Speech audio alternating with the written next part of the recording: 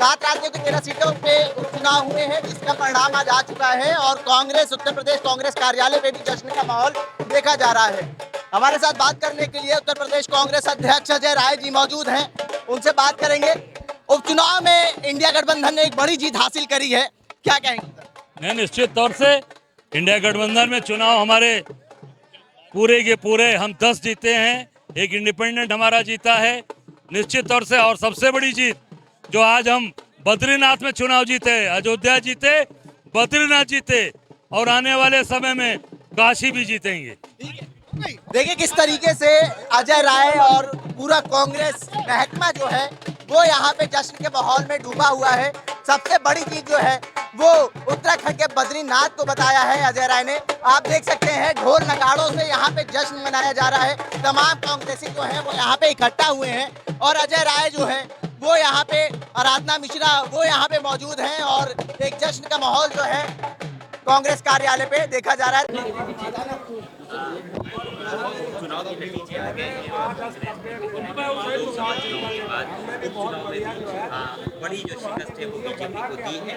खास करके अगर बात करेंगे बद्रीनाथ की सीट पर, उस पर भी कांग्रेस ने जीत देखी जा रही है, क्या कहना चाहिए? देखिए, कांग्रेस और गठबंधन इंडिया गठबंधन की जो विश्वास उत्तर प्रदेश और देश की जनता का हमने 2024 के चुनाव में देखा, ये उसको और मजबूती से आगे बढ़ाते हुए नतीजे हैं। कांग्रेस और इंडिया गठबंधन इस देश की जनता को बधाई देती है जिस तरह के नतीजे आए हैं। और खासकर बद्रीनाथ की सीट, पहले बीजेपी अयोध्या हारी, अब बद्रीनाथ हारी। मुझे लगता है प्रदेश की जनता और देश की जनता के साथ साथ प्रभु राम ने भी, और विष्णु जी का वास है वहाँ, तो उन्होंने भी, जिन्होंने जिंदगी भर भगवान का व्यापार किया, उनको दंड दिया है। मैं इतना ही कहूँगी। आप देखिएगा जिस तरह के नतीजे पूरे देश में आ रहे हैं और उत्तर प्रदेश का जो वोटर है, मैं मानती हूँ राजनीतिक दृष्टिकोण से ये वोटर बहुत समझदार है, जिसका परिणाम हमने अभी 2024 के पार्लियामेंट चुनाव में देख लिया। भारतीय जनता पार्टी को जहां वो 80 में से 80 ला रहे थे, उनको आधे से भी कम पे कर दिया। तो आप उपचुनाव आने दीजिए।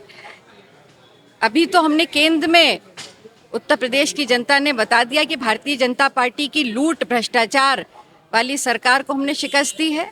उत्तर प्रदेश में भी 10 उपचुनाव में वो नतीजे आएंगे जिसमें गठबंधन और कांग्रेस मजबूती से नजर आएगी। कांग्रेस कितनी सीटों पे लड़ेगी? ये क्योंकि देखिए, ये गठबंधन की राजनीति और कांग्रेस पार्टी ने हमेशा गठबंधन धर्म को निभाया है। हमारी बात चल रही है, गठबंधन के हमारे सभी सहयोगियों से बात चल रही है और जैसे ही हम लोग आपस में तय करेंगे। आपने इस चीज़ का नतीजा देखा भी कि 24 के जो पार्लियामेंट के चुनाव में भी कांग्रेस 17 सीटों पर लड़ी, गठबंधन 80 बाकी सीटों पर लड़ा, पर हमने हर सीट पर गठबंधन और कांग्रेस में जो सामंजस्य था वो बना करके रखा और उसी का नतीजा हमारे पक्ष में आया। तो आने वाली जो असेंबली के चुनाव में, इसमें भी हम सामंजस्य बनाकर अपने गठबंधन को साथ, मजबूती से साथ लेकर के हम वो नतीजे आएंगे कि भारतीय जनता पार्टी को उसकी कल्पना भी नहीं होगी। खाता खुल जाए तो उस पर भी मुझे संदेह है। मैम, 25 जुलाई को हर साल अब संविधान हत्या दिवस मनाएगी सरकार, क्या कहेगी? देखिए, अब जितने लंबे समय तक भारतीय जनता पार्टी ने प्रभु राम को बेचा, उनका व्यापार किया, अब वो मुद्दा इस चुनाव के बाद समाप्त हो गया। अयोध्या भी हार गए। अब जिस तरह से एक घटना को उन्होंने का लाभ उठाना चाह रही है भारतीय जनता पार्टी की मोदी सरकार, अब ये नया मुद्दा उनका आ गया।